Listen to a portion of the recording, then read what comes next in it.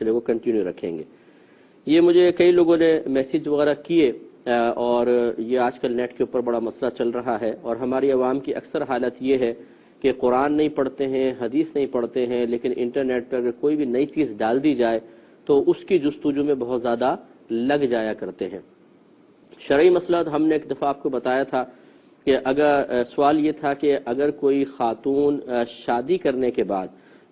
اپنے نام کے بعد اپنے شوہر کا نام اپنے نام کے ساتھ لکھے تو کیا شرعی لحاظ سے یہ درست ہے؟ تو ہم نے جواب دیا تھا کہ بالکل درست ہے، جیسا عرف ہو۔ بہت سی بچیاں اپنے والد کا نام ساتھ لکھتی ہیں اور بہت سی اپنے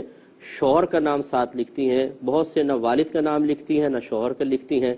تمام صورتیں بالکل جائز ہیں۔ اب کوئی جاہل شخص ایسا ہے کہ جس نے انٹرنیٹ پر ایک مسئلہ ڈالا اور اس نے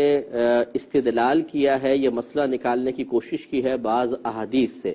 اور اس میں اس نے ٹھوکر کھائی ہے اور ہزاروں لوگوں کو گمراہ کرنے کا سبب بنا ہے، اور ایسا شخص گناہ کبیرہ کا مرتکب ہے، کیونکہ نبی کریم صلی اللہ علیہ وسلم نے ارشاد فرمایا کہ جو بغیر علم کے فتویٰ دے اس پر زمین و آسمان کے تمام فرشتے لعنت کرتے ہیں۔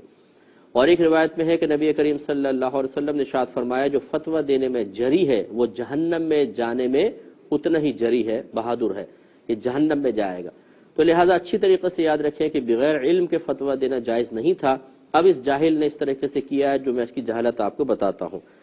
اس نے جو شخص ہے اس نے پہلے ایک سوال لکھا، پھر اس کا جواب۔ سوال یہ لکھتا ہے کہ شادی کے بعد شوہر کا نام اپنے نام کے ساتھ لگانا کیسا ہے؟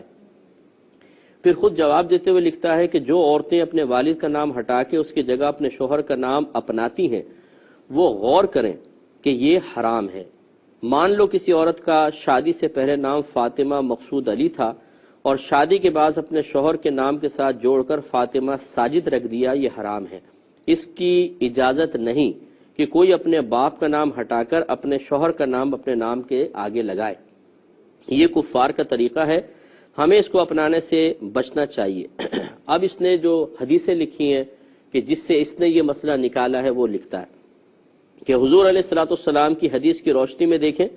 رسول اللہ صلی اللہ علیہ وسلم کے ارشاد ہے جس نے اپنے نام کو اپنے والد کے نام کے علاوہ اپنے نام میں کسی دوسرے شخص کے نام کو جوڑا تو وہ اپنا ٹھکانہ جہنم میں بنا لے۔ ابن ماجہ کی روایت کے ساتھ لکھا ہے۔ دوسری روایت میں لکھا ہے کہ جس نے اپنی شناخت کسی اور کے ساتھ ملائی اس نے کفر کیا۔ جس شخص سے اپنے نام کو جوڑا جو اس کا باپ نہیں وہ اپنا ٹھکانہ جہنم میں بنا لے، بخاری کا حوالہ۔ اسی طرح ایک اور حوالہ دیتا ہے بخاری کا کہ حضرت سعد بن ابی وقاص یا حضرت ابوبکر رضی اللہ تعالیٰ عنہ نے کہا کہ حضور صلی اللہ علیہ وسلم نے فرمایا جو یہ کہتا ہے کہ وہ مسلمان ہے اور وہ کسی کے ساتھ خود کو جوڑتا ہے جو اس کا باپ نہیں، یہ جان کر کہ وہ اس کا حقیقی باپ نہیں، جنت اس کے لیے حرام ہے۔ آخر میں لکھتا ہے کہ اس سے زیادہ اور کیا وارننگ ہو سکتی ہے کہ کفار کا طریقہ ہے۔ حضرات یہ کفار کا طریقہ تھا اور آج ہماری بہنیں بڑے شوق سے اس طریقے کو اپنا رہی ہیں اور اپنے آپ کو جہنم کا ایندھن بنا رہی۔ تو اب یہ دیکھیے جہالت کی انتہا ہے۔ یہ جتنی بھی حدیثیں ہیں یہ سب کے سب ان لوگوں کے بارے میں ہیں کہ جنہوں نے اپنے نسب کو جان بوجھ کر بدل لیا۔ عربوں میں یہ قاعدہ قانون تھا کہ عرب لوگ کسی ایسے عام خاندان سے تعلق رکھتے تھے تو وہ کیا کرتے تھے کہ اپنے باپ کا نام ہٹا کے کسی اور جو ان کے الگ خاندان ہوتا تھا لیکن ان کے بڑوں کا نام اپنے آباء و اجداد کے نام سے لکھ دیا کرتے تھے۔ اور عربوں کے ہاں اپنے نسب پہ فخر کرنے کا بڑا طریقہ تھا، پھر وہ اس پہ فخر کرتے تھے کہ ہمارے وہ بڑے ہیں۔ تو اور ہماری شریعت نسب کی حفاظت کی بہت زیادہ تلقین کرتی ہے اور اہتمام کرتی ہے، لہٰذا اگر کوئی اپنے باپ کے علاوہ کسی اور کو